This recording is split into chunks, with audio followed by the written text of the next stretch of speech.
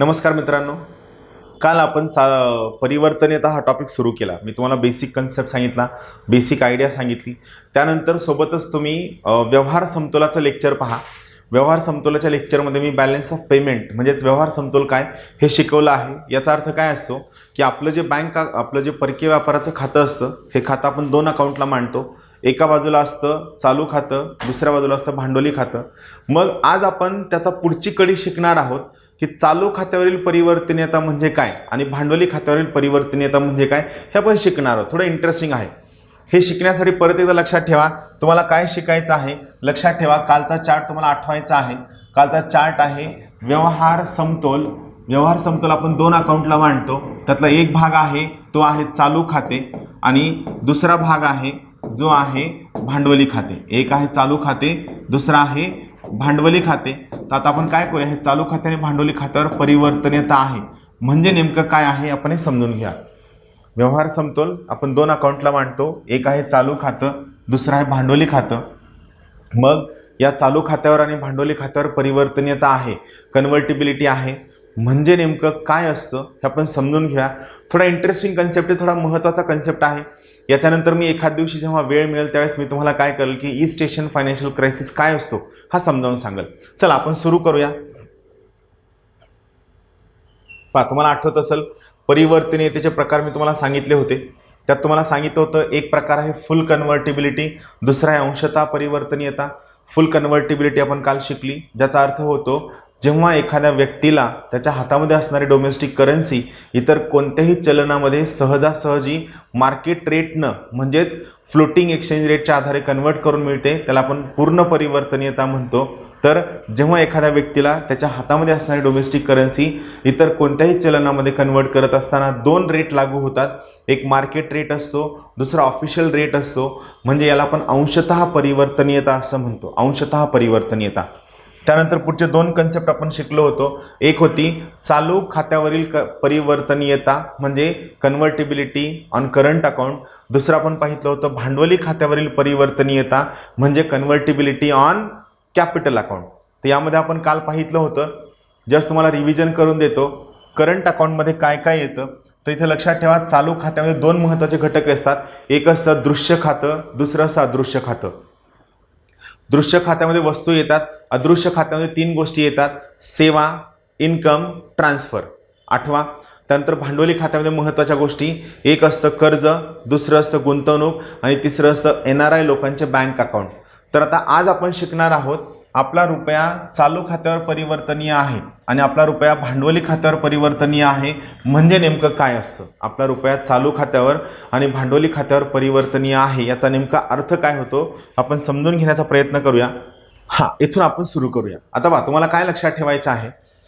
भारतामध्ये 1991च्या अगोदर 1991च्या अगोदर fixed exchange rate management system होती. 1991च्या अगोदर म्हणजे आपण आर्थिक सुधारणा किंवा आर्थिक उदारीकरण ॲक्सेप्ट करण्याच्या अगोदर भारतामध्ये fixed exchange rate management system होती. म्हणजे नेमकं काय तर भारतामध्ये जो विनिमय दर आहे हा विनिमय दर भारतीय चलनाचा विनिमय दर ही रिझर्व्ह बँक ऑफ इंडिया ठरवत असे. हा विनिमय दर मार्केटच्या मागणी पुरवठ्यानुसार ठरत नव्हता. RBI म्हणल तो विनिमय दर सर्वांना मान्य करावा लागायचा आणि यामध्ये RBIने जो दर ठरवत असे तो दर देशाला सोयीचा असायचा, देशाच्या परकीय व्यापाराला सोयीचा असायचा, भारताला कसा मॅक्सिमम फायदा होईल या सोयीचा असायचा. हा 1991च्या अगोदर भारतामध्ये काय होता fixed exchange rate management system होती. जो विनिमय दर कोण ठरवायचं रिझर्व्ह बँक ऑफ इंडिया किंवा भारताची केंद्रीय बँक ठरवत असे. त्यानंतर लिबरलाइज्ड एक्सचेंज रेट मॅनेजमेंट सिस्टीमचा वापर सुरू झाला. लर्म्स याला आपण काय म्हणतो लर्म्स, लिबरलाइज्ड एक्सचेंज रेट मॅनेजमेंट सिस्टीमचा वापर सुरू झाला. यामध्ये लिबरलायझेशन होतं. एकाच वेळी दोन रेटचा वापर केला जात असे. दोन रेट कोणते होते तर एक रेट होता जो मार्केट रेट होता, दुसरा रेट होता तो ऑफिशियल रेट होता. एक रेट हा मार्केट रेट होता, दुसरा रेट हा ऑफिशियल रेट होता. आणि या सगळ्या पद्धतींचं सुसूत्रीकरण हार्मोनायझेशन करण्यासाठी आपण सरतेशेवटी युनिफाईड एक्सचेंज रेट मॅनेजमेंट सिस्टीमचा वापर सुरू केला. सध्या भारतामध्ये market based unified exchange rate management सिस्टीमचा वापर आहे, ज्यामध्ये मुख्यतः एकच विनिमय दर हा सर्व व्यवहारांसाठी वापरला जातो. आणि आपण जसं शक्य असेल तसं हळूहळू पद्धतीने आपण काय करतोय या ठिकाणी चलनाच्या परिवर्तनीयतेवर असणारी जी बंधनं आहेत ही सर्वच्या सर्व बंधनं आपण हळूहळू काढून टाकण्याचा प्रयत्न करतोय, हा महत्त्वाचा मुद्दा. आता आपण पाहूया. पहा, भारतीय रुपया, आता हे दोन महत्त्वाचे स्टेटमेंट्स आहेत. भारतीय रुपया हा चालू खात्यावर करंट अकाउंटवर पूर्ण परिवर्तनीय आहे, फुल्ली कन्व्हर्टिबल आहे. म्हणजे काय? परत एकदा सांगतो, वाक्य लक्षात ठेवा. वाक्य तुम्हाला असं पाठ करायचं आहे. भारतीय रुपया हा चालू खात्यावर पूर्ण परिवर्तनीय आहे. भारतीय रुपया करंट अकाउंटवर फुल्ली कन्व्हर्टिबल आहे. म्हणजे काय? याचा अर्थ काय होतो? आपण अगोदर बघूया करंट अकाउंटमध्ये काय येतं. करंट अकाउंटमध्ये दोन गोष्टी येतात. एक असतात दृश्य गोष्टी, दुसऱ्या असतात अदृश्य गोष्टी. म्हणजे काय? व्हिजिबल आणि इनव्हिजिबल. व्हिजिबलमध्ये काय येतं? वस्तू. इनव्हिजिबलमध्ये काय येतं? सेवा, इन्कम, ट्रान्सफर. म्हणजे थोडक्यात काय? करंट अकाउंटमध्ये चार महत्त्वाचे घटक येतात: वस्तू, सेवा, इन्कम आणि ट्रान्सफर. मग इथं काय लक्षात ठेवायचं? जर भारतीय रुपया चालू खात्यावर पूर्ण परिवर्तनीय आहे, याचा अर्थ काय होतो? याचा अर्थ हा होतो की तुम्हाला भारतामध्ये काही वस्तू निर्यात करायच्या असतील किंवा भारतामध्ये काही वस्तू आयात करायच्या असतील, तर या दोनही केसमध्ये तुम्हाला तुमचा रुपया, डोमेस्टिक रुपया जर परकीय चलनात कन्वर्ट करायचा असेल, तर हा कन्वर्ट करताना मार्केट रेटने कन्वर्ट करून मिळेल. हा महत्त्वाचा मुद्दा आहे. तुम्हाला वस्तूंचा परकीय व्यापार करायचा आहे, सेवांचा परकीय व्यापार करायचा आहे, इन्कमचा परकीय व्यापार करायचा आहे किंवा ट्रान्सफरचा परकीय व्यापार करायचा आहे. तर या चारही घटकांचा परकीय व्यापार करत असताना तुम्हाला तुमचा जो डोमेस्टिक करन्सी आहे, ही करन्सी जर परकीय चलनामध्ये कन्वर्ट करायची असेल, परकीय चलनात कन्वर्ट करत असताना या तुमच्या डोमेस्टिक करन्सीला कोणता रेट लागू केला जाईल? तुम्हाला मार्केट रेट लागू केला जाईल. याला आपण पूर्ण परिवर्तनीयता म्हणतो. म्हणजे वस्तूंचा, सेवांचा, इन्कमचा आणि ट्रान्सफरचा व्यापार करत असताना त्यावर कमीत कमी बंधनं असतील, जेणेकरून तुमचा परकीय व्यापार या चार घटकांमध्ये वाढीस लागेल. महत्त्वाचं. तर इथे लक्षात ठेवा, भारतीय रुपया हा चालू खात्यावर पूर्ण परिवर्तनीय आहे. त्यानंतर भारतीय रुपया हा भांडवली खात्यावर म्हणजे कॅपिटल अकाउंटवर अंशतः परिवर्तनीय आहे. भारतीय रुपया भांडवली खात्यावर म्हणजेच कॅपिटल अकाउंटवर अंशतः परिवर्तनीय आहे. Partially convertible on capital account म्हणजे नेमकं काय? तर पहा, हा पण एक थोडासा इंटरेस्टिंग कन्सेप्ट आहे. Partially convertible on capital account म्हणजे एक साधा सोपा सिंपल इंटरेस्टिंग कन्सेप्ट आहे. कॅपिटल अकाउंटमध्ये तीन घटक येतात, पण आपल्यासाठी दोन महत्त्वाचे घटक, एक आहे कर्ज, दुसरा आहे गुंतवणूक. मग इथं अर्थ काय होतो? जर तुम्हाला परदेशामध्ये कर्ज द्यायचं असेल, म्हणजे निर्यात करायची असेल, किंवा तुम्हाला परदेशामधून कर्ज आयात करायची असेल, तुम्हाला परदेशामधून कर्ज आणायचं असेल, तर या केसमध्ये मात्र तुमचा डोमेस्टिक करन्सी तुम्हाला मार्केट रेटनं कन्वर्ट करून मिळणार नाही. काही प्रमाण मार्केट रेटने कन्वर्ट करून मिळेल, तर काही प्रमाण हे ऑफिशियल एक्सचेंज रेटनं कन्वर्ट करून मिळेल. म्हणजेच कॅपिटल अकाउंटवर काय आहे? पार्शियल कन्व्हर्टिबिलिटी आहे. काय आहे? कॅपिटल अकाउंटवर पार्शियल कन्व्हर्टिबिलिटी आहे. आता जेव्हा मी तुम्हाला ॲक्च्युअल एक्झाम्पलनं शिकवल, त्यावेळेस तुम्हाला कळेल की हे कसं फायद्याचं आहे. आणि आपण यासाठी 1992ला तारापूरवाला कमिटी 1 आणली होती, मात्र 1997ला ईस्ट एशियन फायनान्शियल क्रायसिस आला आणि तारापूरवाला कमिटी 1नं सांगितलं होतं की भारतीय रुपया 97-98च्या काळामध्ये पूर्ण परिवर्तनीय केला जावा. मात्र ईस्ट एशियन फायनान्शियल क्रायसिसमुळं आपण आपला रुपया पूर्ण परिवर्तनीय केला नाही भांडवली खात्यावर.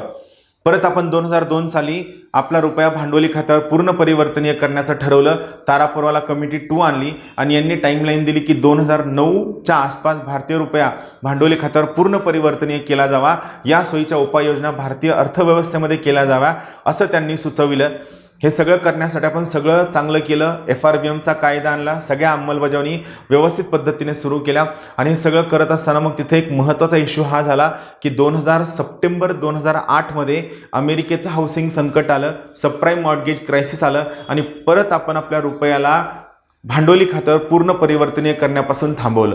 का थांबवलं? आपण थोडक्यात ते गणित समजून घ्या. राहील लक्षात, भारतीय रुपया भांडवली खात्यावर अंशतः परिवर्तनीय आहे. याचा अर्थ हा होतो की जर तुम्हाला कर्ज किंवा गुंतवणूक यांची आयात करायची असेल किंवा निर्यात करायची असेल, तर या केसमध्ये ते पैसे तुम्हाला सर्वच्या सर्व तुमची डोमेस्टिक करन्सी ही मार्केट रेटने कन्वर्ट करून मिळणार नाही. ही कन्वर्ट करण्यासाठी तुम्हाला 2 एक्सचेंज रेट लागू असतील. पहिला एक्सचेंज रेट आहे मार्केट बेस्ड एक्सचेंज रेट, दुसरा एक्सचेंज रेट आहे ऑफिशियल एक्सचेंज रेट. यामुळे काय आहे, या ठिकाणी आपण शिकूया की नेमकं असं का केलेलं आहे. हां, त्याच्या अगोदर एक महत्त्वाचा मुद्दा आपण शिकणार आहोत, हे लक्षात ठेवा.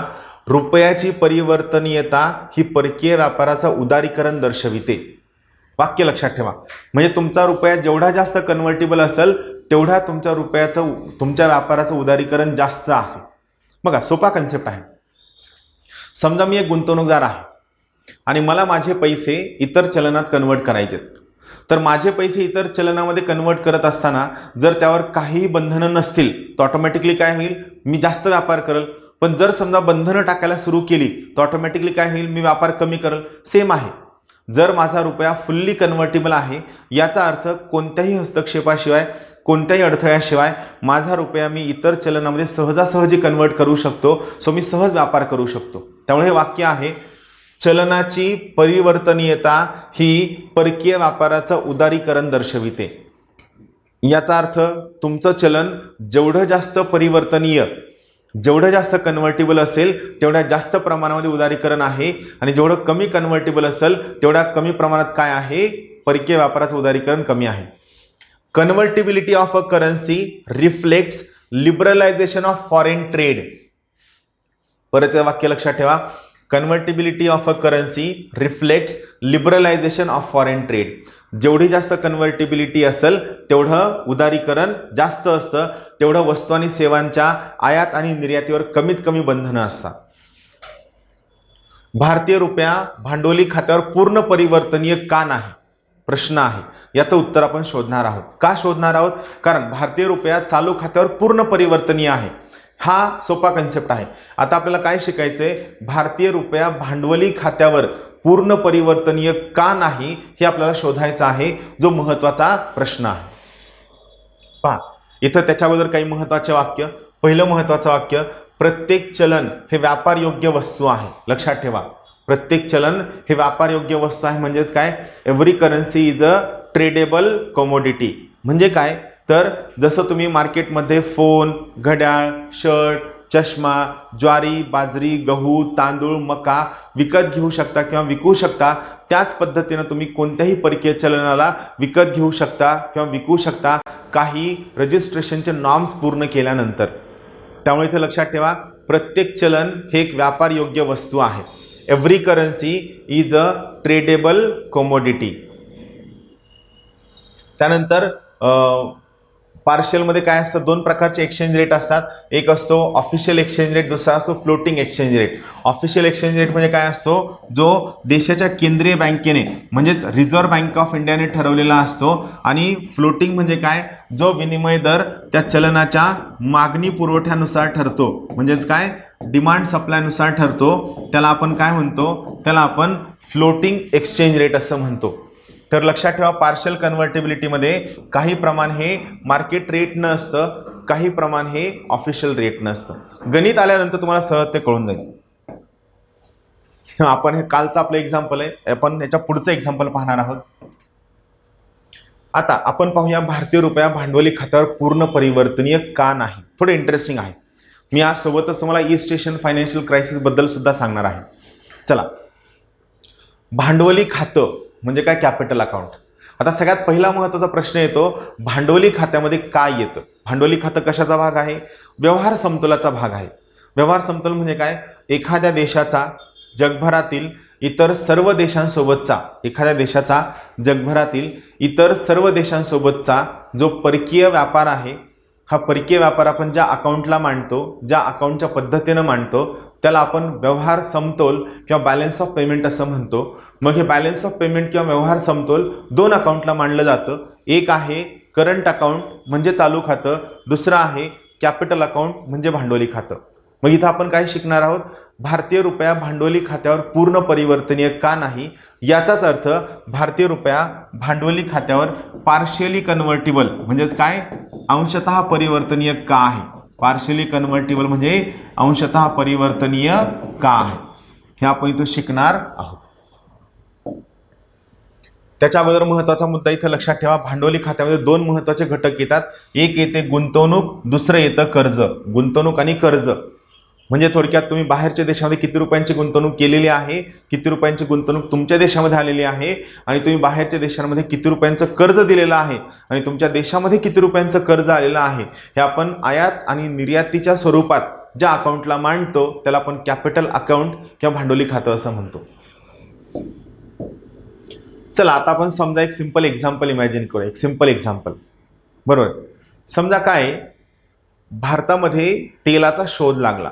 तेल, क्रूड ऑइल, कच्चं तेल. आता लक्षात ठेवा, कच्चं तेल ही एक अत्यंत महत्त्वाची एनर्जी कमोडिटी आहे. कच्चं तेल ही एक अत्यंत महत्त्वाची एनर्जी कमोडिटी आहे जी मार्केटमध्ये आणखीन पुढचे 100 वर्ष अत्यंत आवश्यक आहे.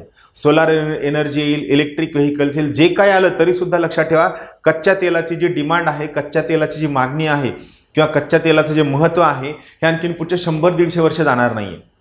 आता समजा महत्त्वाचा मुद्दा लक्षात ठेवा की कच्चा माल खूप महत्त्वाचा आहे आणि कच्चं तेल महत्त्वाचं आहे, क्रूड ऑइल महत्त्वाचं आहे आणि क्रूड ऑइल महत्त्वाचं असल्यामुळं क्रूड ऑइलमध्ये केला जाणारा जो बिझनेस आहे तो सुद्धा आणखीन जास्त महत्त्वाचा आहे. क्रूड ऑइलमध्ये चांगला बिझनेस करणं खूप जास्त गरजेचं आहे. आता काय झालं, समजा भारतामध्ये कच्च्या तेलाचा शोध लागला. कच्चा तेल ही एक एनर्जी इंडस्ट्री आहे आणि खूप जास्त प्रॉफिटेबल इंडस्ट्री आहे. खूप जास्त प्रॉफिटेबल, म्हणजे कच्च्या तेलाच्या उद्योगधंद्यामध्ये खूप जास्त प्रॉफिट मिळतं, नफा मिळतो. मग जर प्रॉफिट मिळणार असेल तर काय होईल, भारतीय कंपन्या सुद्धा कच्च्या तेलाच्या इंडस्ट्रीमध्ये एंट्री करतील. सोबतच ज्या खूप मोठ्या मल्टीनॅशनल कॉर्पोरेशन्स आहेत, ज्यांच्याकडे खूप मोठं भांडवल आहे, टेक्नॉलॉजी आहे, एक्सपर्टीज आहे, मोठं मार्केट आहे, या सगळ्या कंपन्या सुद्धा भारतामध्ये तेलाचा शोध लागलाय म्हणून भारतामध्ये गुंतवणुकीसाठी येतील. काय, भारतामध्ये गुंतवणुकीसाठी येतील. आता काय झालंय, हा तेलाचा शोध लागल्यामुळे काय होईल, भारतामध्ये परकीय गुंतवणुकीचा ओघ वाढेल. ऑटोमॅटिकली काय होईल, भारतामध्ये गुंतवणूक खूप मोठ्या प्रमाणात यायला सुरू होईल. दोन्ही गुंतवणुकी, FDI सुद्धा आणि FII सुद्धा, या दोन्ही गुंतवणुकी भारतामध्ये येण्यासाठी सुरू होतील. FDI आणि FII या दोन्ही गुंतवणुकी भारतामध्ये येण्यासाठी सुरू होतील. आता महत्त्वाचा मुद्दा, जेव्हा ही गुंतवणूक भारतामध्ये येते त्यावेळी तुम्हाला काय लक्षात ठेवायचं आहे, हे परकीय लोक परदेशातनं येताना काय घेऊन येत आहेत, डॉलर, युरो, पाऊंड, येन किंवा युआन. पण महत्त्वाचा मुद्दा, ह्या ज्या परकीय चलनं आहेत ज्यांना आपण हार्ड करन्सी म्हणतो, ज्यांची नावं मी घेतली, बाकीच्या नाही, ज्यांची नावं मी घेतली त्यांनाच फक्त आपण हार्ड करन्सी म्हणतो, बाकीच्यांना आपण हार्ड करन्सीज म्हणत नाही. तर ही जे परकीय हार्ड करन्सीज आहेत हे भारतामध्ये लीगल टेंडर नाहीये, हे भारतामध्ये कायदेशीर चलन नाहीये. या चलनांचा वापर करून तुम्ही भारतामध्ये बिझनेस नाही करू शकत. बरोबर आहे. म्हणजे तुम्हाला काय करावं लागेल, अगोदर तुम्हाला या चलनाला कशात कन्वर्ट करावं लागेल, रुपयामध्ये कन्वर्ट करावं लागेल. का, तर भारतामध्ये फक्त रुपया हे कायदेशीर चलन आहे, इतर कोणतंही चलन हे कायदेशीर नाही. म्हणजे आलेला सगळ्याचा सगळा परकीय चलन साठा आहे हा अगोदर रुपयामध्ये कन्वर्ट होणार. मग काय होईल पहा, समजा ब्रिटिश पेट्रोलियम भारतामध्ये आलं. समजा काय झालं, ब्रिटिश पेट्रोलियम भारतामध्ये आलं. त्यांनी येताना $1000 गुंतवणूक आणली. त्यांनी येताना काय आणलं, $1000 गुंतवणूक आणली. $1000. आता पहा, डॉलर हे भारतामध्ये कायदेशीर चलन नाहीये. तुम्हाला काय करावं लागेल, तुम्हाला या डॉलरला रुपयामध्ये कन्वर्ट करावं लागेल. तुम्हाला या डॉलरला रुपयामध्ये कन्वर्ट करावं लागेल. समजा एक्सचेंज रेट किती आहे, विनिमय दर आहे $1 बरोबर ₹10. हा एक्सचेंज रेट आहे, हा विनिमय दर आहे. मग काय होईल, या $1000च्या बदल्यात तुम्ही ब्रिटिश पेट्रोलियम येईल, $1000 एखाद्या बँकेत जमा करेल आणि बँकेला म्हणाल मला या ठिकाणी बिझनेस करायचा आहे, तर या $1000च्या बदल्यात तुम्ही मला रुपये द्या. मग काय होईल, या $1000च्या बदल्यात काय होईल, ब्रिटिश पेट्रोलियमला $10,000 मिळतील. या $1000च्या बदल्यात ब्रिटिश पेट्रोलियमला काय होईल, $10,000 मिळेल. मग ब्रिटिश पेट्रोलियम त्या ठिकाणी जाईल, तेलाचं खोदकाम करेल. खोदकाम करून त्यांना वाटतं की चला भारताच्या बाहेर न विकता आपण काय करूया, हे इमॅजिनेशन, आपण काय करूया, या तेलाचे इथंच पेट्रोल पंप टाकूया. आणि ब्रिटिश पेट्रोलियमनं काय केले, $10,000चे पेट्रोल पंप टाकले. काय केले, $10,000चे पेट्रोल पंप टाकले. आता त्यांचे पेट्रोल पंप सुरू झाले, त्यावरती प्रॉफिट मिळणं सुरू झालं. आता आपण पाहूया काय होते. पेट्रोल पंप टाकले, हे कंटिन्युएशन आहे पुढं. आता पुढं काय होते पहा, समजा ब्रिटिश पेट्रोलियमनं पहिल्या वर्षी $2,000 नफा कमवला. बरोबर आहे. आता इथे लक्षात घ्या, ब्रिटिश पेट्रोलियमने पंप कुठं टाकलेला आहे, भारतात टाकलेला आहे. मग जर पेट्रोल पंप भारतामध्ये असेल तर तुम्ही त्या ठिकाणी पेट्रोल विकत घ्यायला गेल्यानंतर त्या पंपावरती डॉलर द्याल का रुपये द्याल, रुपये द्याल. का? कारण तुमच्याकडे रुपया हे कायदेशीर चलन आहे. पेट्रोल पंप जरी ब्रिटिशांचा असला, आदिदास कंपनी, नायके कंपनी भारतीय आहे का परदेशी आहे? परदेशी आहे. मग तुम्ही तिथे गेल्यानंतर डॉलर देता का? नाही. तुम्ही तिथे गेल्यानंतर काय देता? रुपया देता. सेम इथं सुद्धा काय होईल? ब्रिटिश पेट्रोलियमचा हा जो पंप आहे याने काय केलं? पहिल्या वर्षी 2000 रुपये नफा कमवला. 2000 रुपये नफा कमवला. नफा गुंतवणूक कितीची झाली आहे? 10,000ची. बरोबर आहे. नफा किती झाला? मग 2000 रुपये नफा झाला. आता मला सांगा, नफा झालाय 2000, पण हे 2000 रुपये ब्रिटिश पेट्रोलियम घरी घेऊन जाऊ शकते का त्यांच्या देशात? नाही. का? कारण समजा ब्रिटिश पेट्रोलियम ब्रिटनची किंवा अमेरिकेची आहे, तर ब्रिटिश पेट्रोलियम ज्या देशाची आहे त्या देशामध्ये भारतीय रुपया कायदेशीर चलन नाही. का? कारण त्यांच्या देशामध्ये अमेरिकन डॉलर हे कायदेशीर चलन आहे. समजा ब्रिटिश पेट्रोलियम अमेरिकेची आहे, बरोबर, तर मग अमेरिकेमध्ये डॉलर कायदेशीर चलन आहे. म्हणजे या ठिकाणी रुपया जरी कमवला तरी हा रुपया ते अमेरिकेत घेऊन जाणार नाहीत, कारण त्यांच्या देशामध्ये रुपया हे कायदेशीर चलन नाहीये. त्यांना काय करावं लागणार आहे? त्यांना हा रुपया अगोदर डॉलरमध्ये कन्वर्ट करावा लागणार आहे. मग इथं काय होईल? हे 2000 रुपये एक्सचेंज रेट काय होता? $1 बरोबर 10 रुपये. या सोयीने त्यांना काय करावं लागेल? हे 2000 रुपये डॉलरमध्ये कन्वर्ट करावे लागतील. मग ब्रिटिश पेट्रोलियम परत काय करेल? 2000 रुपये घेईल, बँकेकडे जाईल, म्हणले 2000 रुपये घ्या, मला डॉलर द्या, मला डॉलर गावाकडे घेऊन जायचे. मग एका डॉलर 10 रुपयात जर $1 मिळत असेल, 10 रुपयात $1 मिळत असेल, तर 2000 रुपयात किती डॉलर मिळतील? $200 मिळतील. मग ब्रिटिश पेट्रोलियम काय करेल? हे $200 त्यांच्या घरी घेऊन जाईल, म्हणजे फॉरेनमध्ये घेऊन जाईल, त्यांच्या स्वतःच्या देशी घरी घेऊन जाईल. त्यांचा प्रॉफिट $200 झाला. आता दुसऱ्या वर्षी यांचा प्रॉफिट झाला $3000 रुपये. तर 3000चे किती डॉलर? $300. तिसऱ्या वर्षी प्रॉफिट झाला $4000 रुपये. बरोबर आहे. दरवर्षी प्रॉफिट वाढत चाललाय. त्यांचा प्रॉफिट किती झाला? $400. आता काय झालं? चौथ्या वर्षी यांचा प्रॉफिट झाला 5000. चौथ्या वर्षी यांचा प्रॉफिट झाला 5000. तर या सोयीने यांना किती डॉलर घरी घेऊन जायला हवं? $500 घरी घेऊन जायला हवं. $500 घरी घेऊन जायला हवं. मात्र त्या वर्षी काय झालं? काही अनएक्सपेक्टेड कारणांमुळं काय झालं? भारतीय रुपयाचं मार्केटमध्ये अवमूल्यन झालं. भारतीय रुपयाचं अवमूल्यन झालं. इथं मी थोडं वेगळं लिहिलं. आपण काय करूया? इथं थोडं सोपं करूया. समजा हा आकडा सोडून द्या. भारतीय रुपयाचं समजा अवमूल्यन झालं आणि अवमूल्यन होऊन भारतीय रुपयाचा एक्सचेंज रेट काय झाला?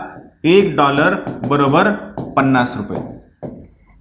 भारतीय रुपयाचं अवमूल्यन झालं आणि याला इथं एक्सचेंज रेट होऊन अवमूल्यन होऊन भारतीय रुपयाचं एक्सचेंज रेट किती झाला? $1 बरोबर 50 रुपये. कोणत्या वर्षी? चौथ्या वर्षी. जर समजा या वर्षी एक्सचेंज रेट $1 बरोबर 10 रुपये असला असता तर ते $500 घरी घेऊन जाऊ शकले असते. पण काहीतरी कारणास्तव भारतीय रुपयाचं अवमूल्यन झालं, भारतीय रुपया पडला, भारतीय रुपयाची किंमत पडली आणि एक्सचेंज रेट झाला $1 बरोबर 50 रुपये. मग मला सांगा, एका डॉलरसाठी 50 रुपये लागत असतील तर 5000 रुपयात किती डॉलर येतील? फक्त किती येतील सांगा? 50 रुपयात $1 येणार असेल तर 5000 किती येतील? 5000 फक्त आणि फक्त किती डॉलर येतील? फक्त आणि फक्त $100 येतील. किती येतील? फक्त $100. म्हणजे पहिल्या वर्षी $200, दुसऱ्या वर्षी $300, तिसऱ्या वर्षी $400, पाचव्या वर्षी प्रॉफिट वाढलंय, बिझनेस चांगला आहे, भारत चांगलं मार्केट आहे, सगळं चांगलं चाललंय, पण भारतामध्ये काही कारणास्तव त्यांचा रुपया पडलाय, भारतीय रुपया पडलाय आणि यामुळं या ब्रिटिश पेट्रोलियमनं प्रॉफिट 5000 रुपये कमवून सुद्धा ती घरी फक्त किती डॉलर घेऊन जाऊ शकते? फक्त $100. कशामुळं? कारण विनिमय दर बदललाय. काय झालं? विनिमय दर चेंज झालाय, एक्सचेंज रेट बदललाय. मग मला सांगा, ब्रिटिश पेट्रोलियमला भारतामधला आता क्रूड ऑइलचा बिझनेस प्रॉफिटेबल आहे का? नाहीये ना. पहिल्या वर्षी $200, आता फक्त $100 परवडणार आहे का? नाही. ब्रिटिश पेट्रोलियम काय म्हणेल? मला माझे सगळेच्या सगळे पैसे इथून घेऊन जायचे, मला माझे सगळीच्या सगळी गुंतवणूक घेऊन जायची. मग मला सांगा, ब्रिटिश पेट्रोलियमकडे गुंतवणूक किती होती? 10,000 रुपये होती. किती होती? 10,000 रुपये होती. आता 10,000 रुपये गुंतवणूक असल्यानंतर $1 बरोबर 50 रुपये येताना एवढा होता, पण आता चेंज होऊन किती झालाय? हा जुना होता जेव्हा ते आले तेव्हा, बरोबर आहे. आता सध्या किती आहे? $1 बरोबर 50 रुपये. मग मला सांगा $1 बरोबर 50 असेल तर 10,000 रुपयांचे फक्त किती मिळतील? 10,000 रुपयांचे त्यांना किती मिळतील? फक्त $200 मिळतील. पण ते म्हणतील एवढे मिळणं तरी हरकत नाही, आम्हाला भारतातून पैसा काढून घ्यायचा आहे, आम्हाला भारतातून पैसा काढून घ्यायचा आहे. मग मला सांगा भारतामधून जर पैसा काढून घ्यायचं ठरलं तर त्या केसमध्ये हा एकच कंपनी असेल का ज्यांना लॉस होतोय? नाही, सगळ्या कंपन्या, जेवढ्या परकीय कंपन्या आहेत ज्यांना विनिमय दर कमी झाल्यामुळं, भारतीय रुपया पडल्यामुळे लॉस होतोय, या सगळ्याच्या सगळ्या कंपन्या भारतामधून पैसे काढून घेतील आणि याला आपण म्हणू फ्लाईट ऑफ कॅपिटल. काय होईल? भारतामधनं फ्लाईट ऑफ कॅपिटल होईल. पण मला सांगा या ठिकाणी मी कोणता रेट लावतोय? मार्केट रेट लावतोय. मार्केट रेट लावल्यामुळं पैसे येऊ सुद्धा सहज शकतात, जाऊ सुद्धा सहज शकतात आणि यामुळे भारतीय मार्केट अनस्टेबल होऊ शकतं.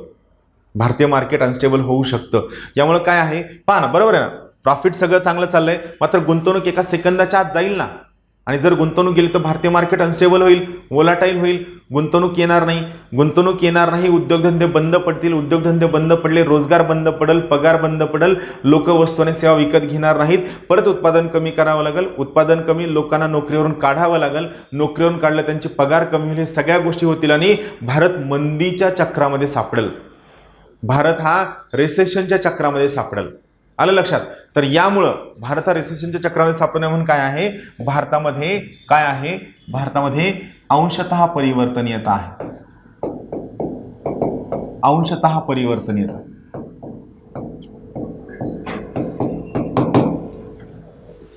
आता महत्वाचा मुद्दा, अंशतः परिवर्तनीयता म्हणजे काय? तर याचा अर्थ हा होतो की तुमचे जे गुंतवणूक किंवा कर्ज आहे हे तुम्हाला 2 दरांनी कन्वर्ट करून मिळते. 2 दरांनी. कोणता? एक असतो मार्केट रेट, दुसरा असतो ऑफिशियल रेट. मार्केट रेट कसा ठरतो? मार्केट रेट हा मागणी पुरवठ्यानुसार ठरतो. ऑफिशियल रेट कोण ठरवते? देशाची केंद्रीय बँक म्हणजे आरबीआय ठरवते. मग यामध्ये नियम काय असतो? ते जे पैसे आहेत यापैकी काही प्रमाण मार्केट रेटनं कन्वर्ट करून मिळतं, काही रेट ऑफिशियल रेटनं कन्वर्ट करून मिळतं. आता आपण सेम एक्झाम्पलचा विचार करूया. आता पहा, समजा इथं ब्रिटिश पेट्रोलियम ही काय करते? पैसे घेऊन जाण्याचा विचार करते. का? कारण आपल्या रुपयाचं अवमूल्यन झाल्यामुळे त्यांना जे पैसे रुपया त्यांनी कमवलाय, प्रॉफिट कमवलंय, हे घरी घेऊन जाताना त्यांना फायदा होत नाहीये आणि त्यांना घरी घेऊन जाताना खूप कमी डॉलर्स घेऊन जाता येत आहेत. आणि त्यांना घरी कमी डॉलर न्यायचे नाही, त्यांना घरी खूप सगळे डॉलर्स घेऊन जायचे. त्यांचं म्हणणं आहे की अगोदर जसं आम्ही प्रॉफिट डॉलर्सच्या स्वरूपात घरी खूप घेऊन जात होतो, आम्हाला आजही तेवढ्याच प्रमाणामध्ये तेवढेच डॉलर्स घरी घेऊन जायचे, आम्हाला पैसे कमी घेऊन जायचे नाहीत. बरोबर आहे. आता मग त्यांना परवडत नाही, ते काय करतील? मार्केटमध्ये पैसे उचलतील आणि भारतामध्ये पैसे घेऊन जातील. यामुळे फ्लाईट ऑफ कॅपिटल होईल आणि भारतीय अर्थव्यवस्था अनस्टेबल होऊ शकते. यामुळे भारतामध्ये भांडवली खात्यावर अंशतः परिवर्तनीयता आहे. यामुळे भारतीय मार्केटमध्ये काय आहे? कॅपिटल अकाउंट हे पार्शियली कन्व्हर्टेबल आहे. म्हणजे काय? आता समजा इथं गोष्ट काय आहे, प्रॉफिट ते सहज घेऊन जाऊ शकतात कारण प्रॉफिटचा अमाऊंट छोटी असते, पण जी गुंतवणूक आहे ही गुंतवणूक मात्र पार्शियली कन्व्हर्टेबल असेल. एक इमॅजिनेशनसाठी आता पहा, त्यांची गुंतवणूक किती आहे? 10,000 रुपये ऍक्च्युली आहे. त्यांनी आणले होते किती? $1,000. $1,000चे त्यांना किती मिळाले? 10,000 रुपये मिळाले. सो त्यांची गुंतवणूक किती आहे? त्यांची गुंतवणूक आहे 10,000 रुपये. आता काय आहे, या 10,000 पैकी 60% हे कशाने? मार्केट रेटने कन्वर्ट करून मिळतील, मार्केट दर, आणि 40% हे कशाने कन्वर्ट करून मिळतील? हे ऑफिशियल रेटने कन्वर्ट करून मिळतील, ऑफिशियल रेट. आता मला सांगा, मगाशी आपण जसं पाहितलं, जेव्हा गुंतवणूक भारतामध्ये आली त्यावेळी एक्सचेंज रेट किती होता? $1 बरोबर 10 रुपये. त्यानंतर 4-5 वर्षे गेले, त्यानंतर मार्केट रेट बदलून किती झाला? $1 बरोबर 50 रुपये. म्हणजे सध्या या ठिकाणी मला सांगा मार्केट रेट किती आहे? $1 बरोबर 50 रुपये. किती आहे? $1 बरोबर 50. आणि मी तुम्हाला हे पण सांगितलं होतं की जो ऑफिशियल रेट असतो हा मार्केट रेटपेक्षा आणखीन जास्त डिव्हॅल्यू केलेला असतो. ऑफिशियल रेट हा मार्केट रेटपेक्षा जास्त अवमूल्यन केलेला असतो. आपण इमॅजिन करूया की या ठिकाणी समजा ऑफिशियल रेट आहे $1 बरोबर 100 रुपये. हे जास्त अवमूल्यन झालं. मार्केट रेट $1 बरोबर 50 आहे आणि ऑफिशियल रेट आरबीआयने ठरवलेला $1 बरोबर 100 रुपये आहे. मग या ठिकाणी 60%, 1000चे 60% किती होतात? सॉरी 10,000 होते. नाही, 10,000चे 60% किती होतात? सॉरी 6,000 होतात. किती होतात? 6,000 होतात. आणि ऑफिशियल रेट किती होतं? 4,000 होतात. बहुतेक मगाशी पण मी थोडं गणित चुकीचं केलं असं मला वाटतं. इथं आपण करेक्शन करूया. 10,000 रुपयांचे 60% असवेनं 6,000 होतात आणि 40% असवेनं 40,000 होतात.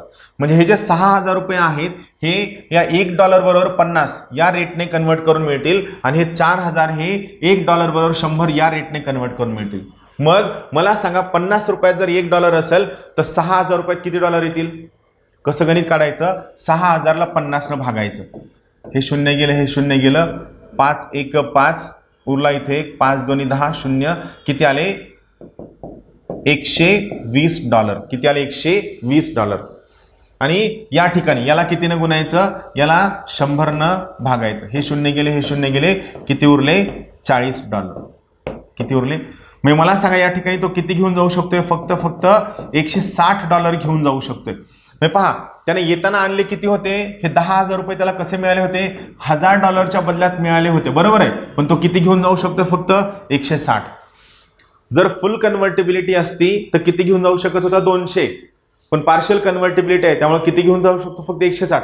मला सांगा 160 म्हणजे इन्फ्लेशन जर काउंट केलं तर त्याला 10% गुंतवणूक सुद्धा परत मिळत नाहीये. मग मला सांगा तो इथून पैसे घेऊन जाईल का थोडा दिवस वाट पाहिल? वाट पाहिल ना. म्हणजे थोडक्यात समजा मी एखादा बिझनेस टाकलाय, त्या बिझनेसमध्ये 15 लाख रुपये गुंतवणूक केली आहे, बिझनेस बुडतोय आणि आता मला एक चान्स काय की ते म्हणतात की हे सगळं जे आहे हे सगळं सामान तुम्ही आम्हाला काय करा 50,000 विका.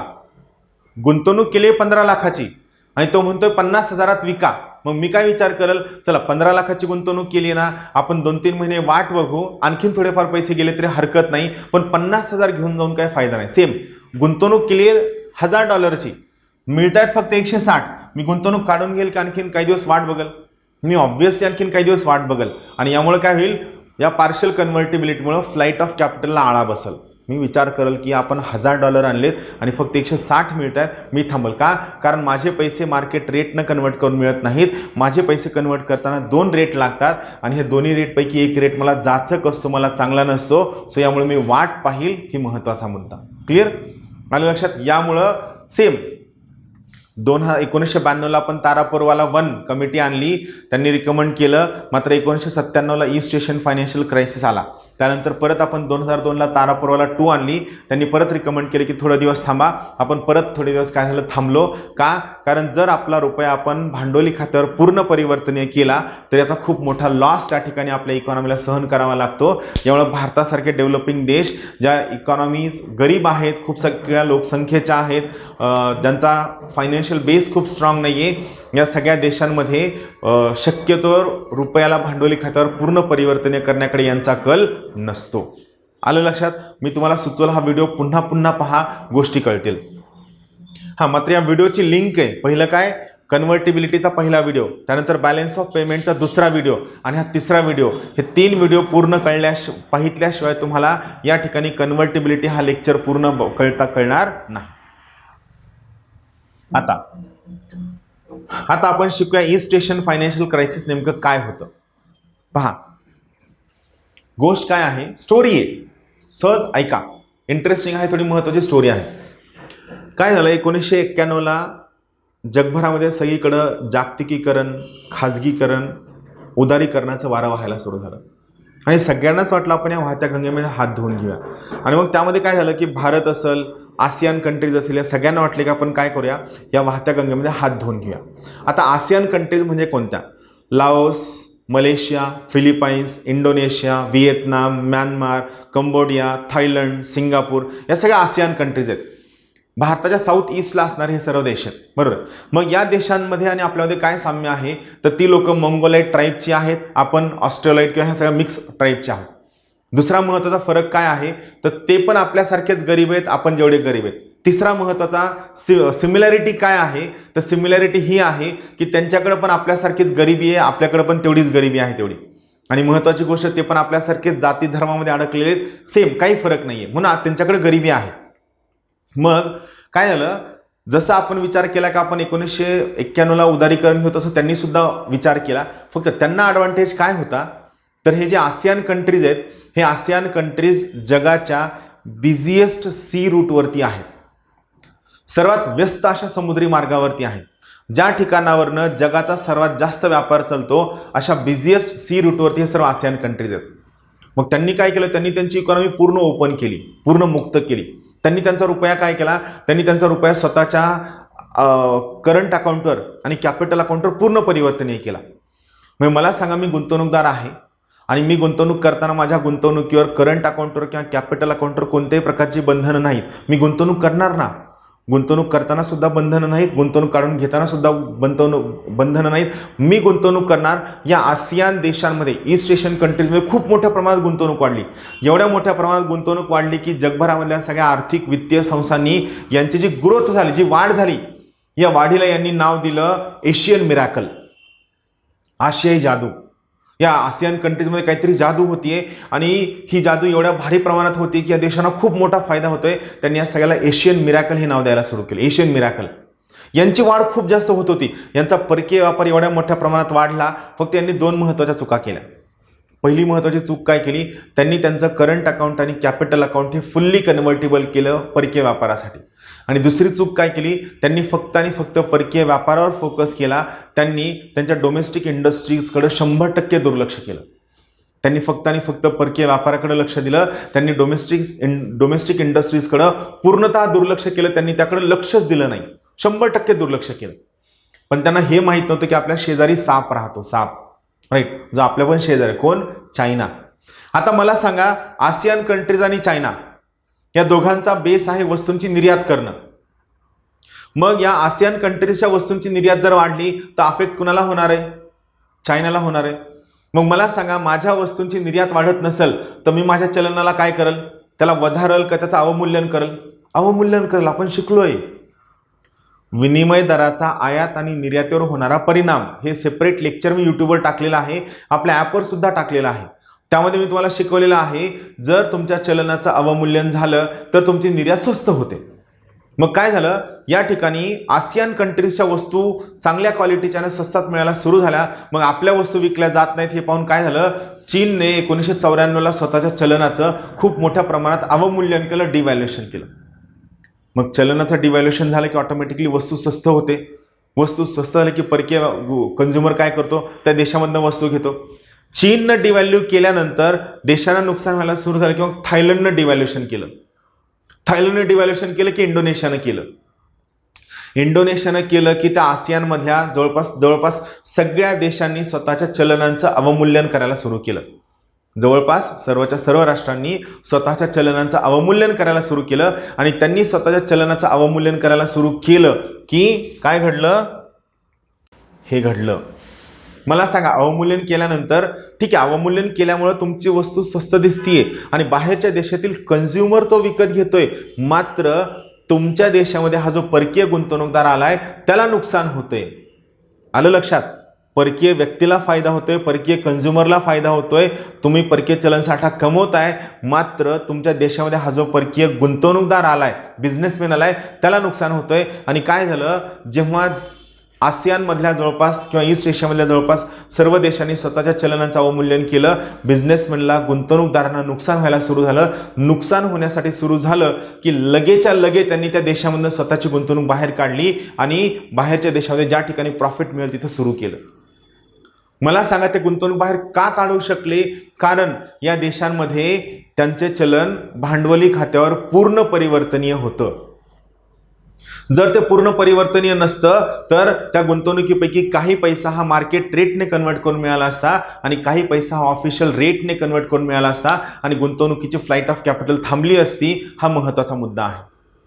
आलं लक्षात? आणि मग ज्या फिनॉमिनलला जगभरामधल्या वित्तीय संस्थांनी एशियन मिरॅकल म्हणायला सुरू केलं होतं, त्यालाच त्यांनी नाव दिलं एशियन डिझास्टर. याच वेळेस लांब एका कुठतरी कोपऱ्यामध्ये भारत नावाचा एकदम आपण आपल्या पद्धतीने चालणारा देश बघत होता. त्या देशामधल्या तारापुरवाला कमिटीनं सुचवलं होतं की 1992ला रोडमॅप तुम्ही सुरू करा आणि 1997 पर्यंत भारतीय रुपया भांडवली खात्यावर पूर्ण परिवर्तनीय करा, असं त्यांनी सुचवलं होतं. आणि सुचवलेलं असताना मग त्या ठिकाणी काय झालं, आपण सुरू केलं. 97ला आपण डेडलाईन ठेवली, मात्र त्याच ठिकाणी आपल्याला काय झालं, 97ला ईस्ट एशियन फायनान्शियल क्रायसिस आला आणि मग आपण ठरवलं की नाही, this is not a right time. ही राईट टाइम नाहीये. आपल्या चलनाला भांडवली खात्यावर पूर्ण परिवर्तनीय करण्यासाठी आपण म्हणलो की नाही, थांबूया. थोडे दिवस थांबूया, आपला रुपया भांडवली खात्यावर नंतर निवांत परिवर्तनीय करूया हे आपण ठरवलं. मग परत आपण काय केलं, परत आपण 2002ला तारापुराला कमिटी 2 बसवली. तारापुराला 2 न सुद्धा सुचविले की काय करा, 2009 पर्यंत रुपया भांडवली खात्यावर पूर्ण परिवर्तनीय करा. मात्र परत माशी शिंकली. सप्टेंबर 2008 मध्ये अमेरिकेमध्ये हाऊसिंग संकट आलं आणि हाऊसिंग संकटामुळे ऑटोमॅटिकली काय झालं, त्या ठिकाणी जगभरामध्ये आर्थिक मंदी आली आणि आपण ठरवलं की नाही, आणखीन सिच्युएशन राईट नाही, आणखीन सिच्युएशन मॅच्युअर नाही आहे की ज्या ठिकाणी आपण आपल्या रुपयाचं भांडवली खात्यावर पूर्ण परिवर्तन करू, आणि म्हणून आपण थांबवलं. आलं लक्षात आपला रुपया भांडवली खात्यावर पूर्ण परिवर्तनीय का नाही, या मागची ही महत्वाची कारणं आहे. आता जे मी आता सगळं सांगितलं फक्त मी तुम्हाला थिअरॉटिकली वाचून दाखवतो. भारतीय रुपया जर चालू खात्यावर पूर्ण परिवर्तनीय असेल तर गुंतवणूकदार सर्वच्या सर्व गुंतवणूक काढून घेतील. याला डोमेस्टिक करन्सी मार्केट रेटने कन्वर्ट करण्याची परवानगी असेल. यामुळे काय होईल, फ्लाईट ऑफ कॅपिटल होईल, पैसा भारताच्या पटकन बाहेर निघून जाईल. भारतीय रुपया जर अंशतः परिवर्तनीय असेल तर रुपयाच्या परिवर्तनीयतेला 2 विनिमय दर लागू असतील, market based exchange rate, official exchange rate, आणि यामुळे फ्लाईट ऑफ कॅपिटल थांबेल आणि गुंतवणूक फ्लाईट होणार नाही. क्लिअर आलं लक्षात. अपेक्षा आहे तुम्हाला लेक्चर कळलं असेल. हे सर्वच्या सर्व लेक्चर सर्वांसाठी ओपन आहेत, नक्की पहा. खास करून ज्या विद्यार्थ्यांनी बॅच जॉईन केलेली नाहीये, तुम्ही इकॉनॉमिक्सची बॅच परत एकदा जॉईन करू शकता. ज्या तुम्ही जुन्या विद्यार्थ्यांना विचारू शकता, याच पद्धतीनं सर्वच्या सर्व बॅचमध्ये शिकवलेलं आहे. तुम्ही जॉईन करा, तुमच्या मित्रांना सुद्धा सुचवा, आणि तुमच्या सजेशन्स असतील तर यूट्यूबला नक्कीच्या नक्की कळवा. सर्वांना खूप खूप शुभेच्छा. Thank you very much. Have a good day. Thank you.